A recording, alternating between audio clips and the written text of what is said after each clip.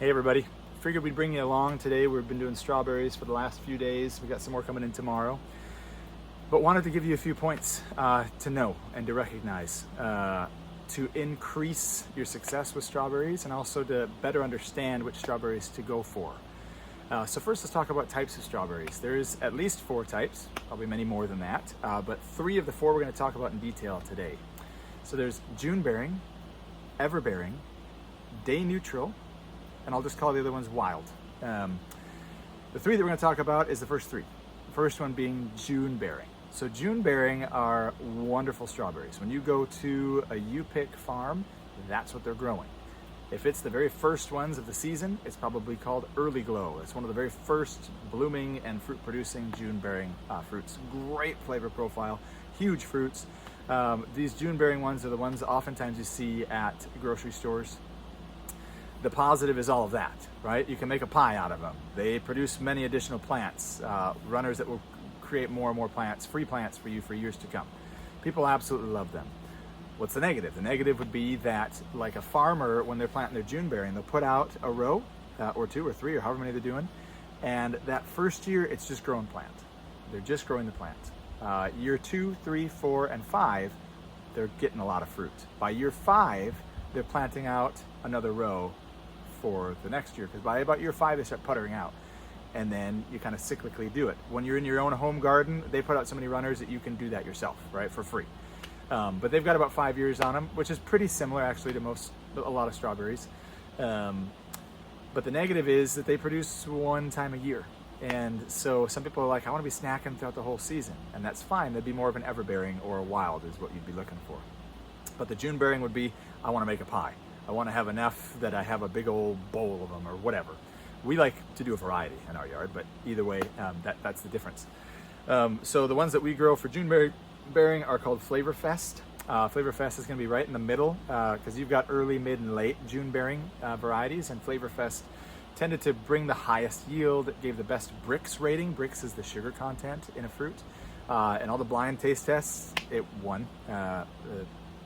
Everyone that I saw, but we'll just say most, it won. So we like Flavor Fest a lot. If you do buy Flavor Fest, assume you'll plant it this year, you'll grow it out, get it nice and big and strong, it'll populate more, and then by the next year, expect fruit. The next variety would be everbearing. So everbearing, you're going to put it in the ground and assume you're going to get fruit this year, and you will. The one that we chose here is called Ogallala. Ogallala is a combination of a June bearing and a wild, which is nice. The great thing with wild strawberries, as many of you know, they taste amazing, but they're teeny tiny. So what we want is an amazing tasting strawberry that's bigger, but also produces throughout the year, and so that's what Ogallala is. It was a Rocky Mountain wild strawberry mixed with one of the top June bearing, and that's where that came from, and they're amazing. And so that's the everbearing that we'll use if you want to be harvesting them throughout the season. Maybe not necessarily every day of the season, but it'll give fruit throughout the season. The third variety would be called Day Neutral, and Day Neutral is one that is not a perennial here. It's an annual. That one as well you'll see in some grocery stores because they're big fruit. Those ones are ideal for hanging baskets, for pots on the patio, but nothing that you should put in the ground and assume you're going to get back. It won't happen. So there's positives to that and negatives as well. So just know your situation. And then the fourth, which we didn't talk about very much, and we won't, is wild, but those are phenomenal. There's tons of fun wild ones. That's cool to sprinkle throughout the garden as well. And we might add later on in a future year. So with that, just know the expectations going in. Next thing I want to talk to you about is the actual strawberry plant. So if you're going to buy one like from us or another retailer that's going to have them potted, then you're fine. Although I will tell you some things to look for to make sure it was potted accurately and to fix it if it wasn't. And at the same time, how you should plant your own bare root. When you get bare root, you're going to have a wide variety that come in. Whenever we order bare root, we assume about 15% will be duds. They'll either be dead or they're just going to not perform very well. I mean, even if I was shot across this whole thing, you could say about 15% of these are a lot smaller. We grow them out in advance to strengthen them. We inoculate the roots with hundreds of university-studied bacteria, inoculate it with fungi, do all sorts of stuff to prepare it for the season.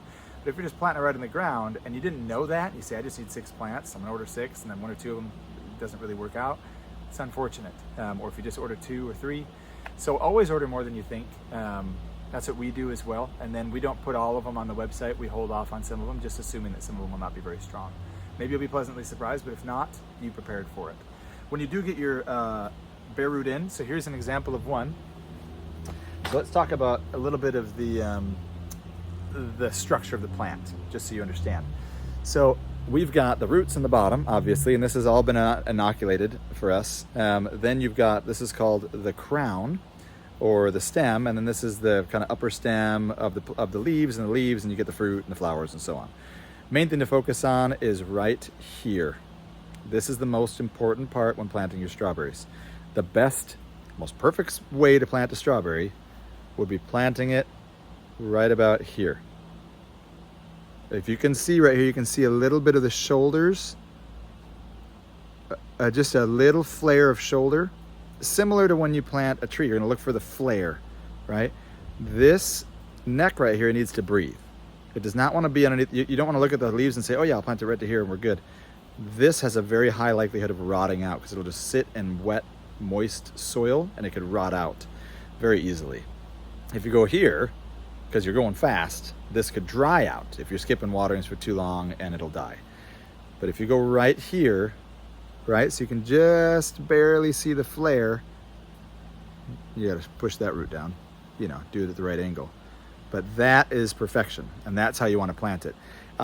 If you have to err on one side, err slightly too shallow, then too deep. But if you're going for perfection, right on the flare. If you're looking at a potted strawberry, right, so let's bring two examples. So here's actually two examples of some variety that you get when you're doing bare root. So we've got this one, which is huge and beautiful and already has a bunch of flowers inside there. Then we got this little teeny one, which is actually even more than some that don't have anything on it at all, and we're curious if it'll even live. But a lot of variety, and you can see right here, if you're looking down in there, there's a tiny little root flare. So that's exactly where it should be planted. Here, there's a tiny little root flare just underneath here. That's right where it should be planted. So when you're planting strawberries, simply look for the flare, right? Look for the root flare. That's where you want to plant it, and you'll be good to go. I hope you're all having fun preparing for your 2024 growing season. I know we are. Reach out if you have any questions. We'll continue to update you on what's coming in, what we're doing, how to propagate, how to pot up, how to grow out from bare root. We'll be looking at raspberries and currants and gooseberries and aronia berries here soon. Either way, thanks for joining. Happy gardening.